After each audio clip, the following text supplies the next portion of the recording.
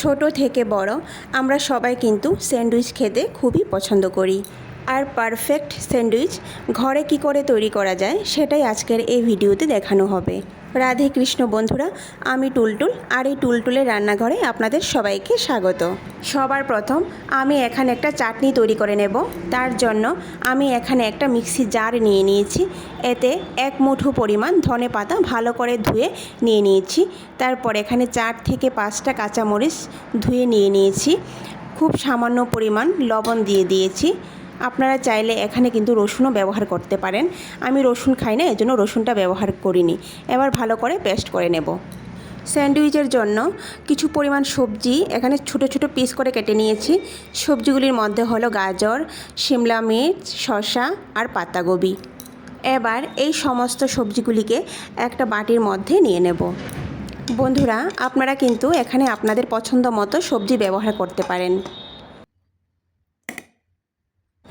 এবার এতে খুব সামান্য পরিমাণ লবণ দিয়ে দেব। 1 চামচের 3 ভাগের 1 ভাগ এখানে চাট মশলা দিয়ে দেব। আপনারা কিন্তু এখানে গোলমরিচ গুঁড়োও ব্যবহার করতে পারেন। তারপর আমি ঘরে তৈরি করা মিউনিস এখানে ব্যবহার করব। 2 থেকে 3 চামচের মতো মিউনিস আমি সবজির মধ্যে দিয়ে দেব। তারপর সবগুলি উপকরণ ভালো করে মিশিয়ে নেব।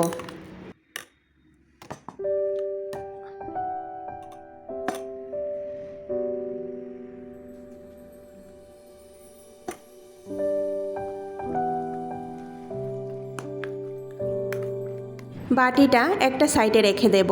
স্যান্ডউইচ তৈরি করার জন্য আমি এখানে 5 পিস ব্রাউন ব্রেড নিয়ে নিয়েছি। আপনারা চাইলে কিন্তু এখানে সাদা ব্রেডও ব্যবহার করতে পারেন। এবার প্রত্যেকটি ব্রেডের মধ্যে আমি বাটার লাগিয়ে নেব।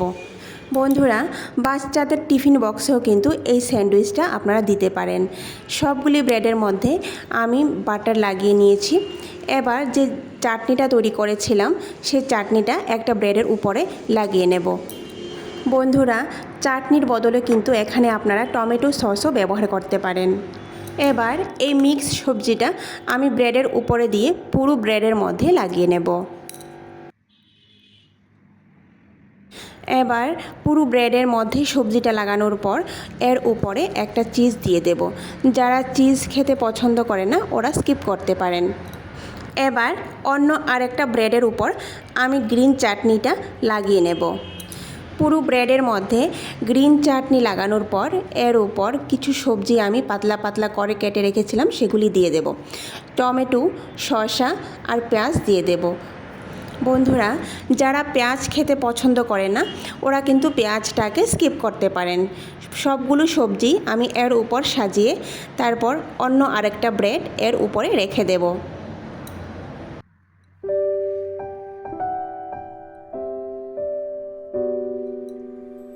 এইভাবে 3টা ব্রেড একসঙ্গে করে এর উপর খুব সামান্য পরিমাণ বাটার লাগিয়ে নেব। তৈরি হয়ে গেল বন্ধুরা আমার একটা স্যান্ডউইচ। এখন এটাকে একটা সাইডে রেখে দেব। এবার অন্যভাবে আরেকটি স্যান্ডউইচ আমি তৈরি করে নিচ্ছি। সবার প্রথম এর উপর গ্রিন চাটনি পুরো ব্রেডের মধ্যে লাগিয়ে নেব। এরপর যে মিক্স সবজিটা আছে সেই মিক্স সবজিটা পুরো ব্রেডের মধ্যে লাগিয়ে নেব।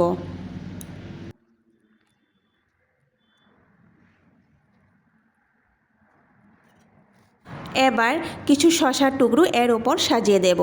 আপনারা চাইলে কিন্তু এখানে টমেটো বা পেঁয়াজও ব্যবহার করতে পারেন। তারপর একটা চিজ বসিয়ে এর ওপর আরেকটা ব্রেড বসিয়ে দেব। এবার এর ওপর কিছু পরিমাণ বাটার লাগিয়ে নেব। তৈরি হয়ে গেল বন্ধুরা আমাদের স্যান্ডউইচ। এবার এই স্যান্ডউইচগুলিকে হালকা ভেজে নেব। চুলায় একটা প্যান বসিয়ে এতে 1 চামচ পরিমাণ বাটার পুরো প্যানের মধ্যে এইভাবে লাগিয়ে নেব। এবার ব্রেডগুলিকে আমি হালকা ভেজে নেব। বন্ধুরা, ব্রেডের একটা সাইড আমি 30 থেকে 40 সেকেন্ডের মতো ভেজে নেব। একটা স্যান্ডউইচ এভাবে ভেজে নিতে 1 মিনিটের মতো সময় লাগবে।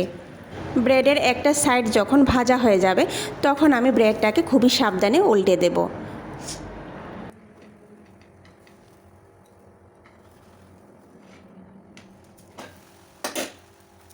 এইভাবে আরেকটা সাইডকেও আমি 30 থেকে 40 সেকেন্ডের মতো ভেজে নামিয়ে নেব। দেখুন বন্ধুরা, একটা স্যান্ডউইচ কিন্তু আমার এখানে ভাজা হয়ে গেছে। পরের স্যান্ডউইচটাও ঠিক একই রকম ভেজে নেব। ভিডিওটি কেমন লাগলো কমেন্ট করে নিশ্চয়ই জানাবেন।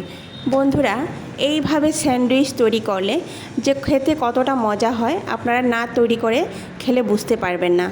দেখুন, স্যান্ডউইচগুলি কিন্তু আমাদের এখানে তৈরি হয়ে গেছে। এবার স্যান্ডউইচের মাঝ বরাবর এইভাবে কেটে নেব। তারপর টমেটো সসের সঙ্গে পরিবেশন করে নেব। বন্ধুরা, ভিডিওটি সম্পূর্ণ দেখার অনুরোধ রইল। আর ভিডিওটি যদি ভালো লেগে থাকে তাহলে সবার শেষে লাইক, শেয়ার আর সাবস্ক্রাইব করে দেবেন। নমস্কার, আজকে এই পর্যন্তই। কথা হবে আবারও পরের ভিডিওতে।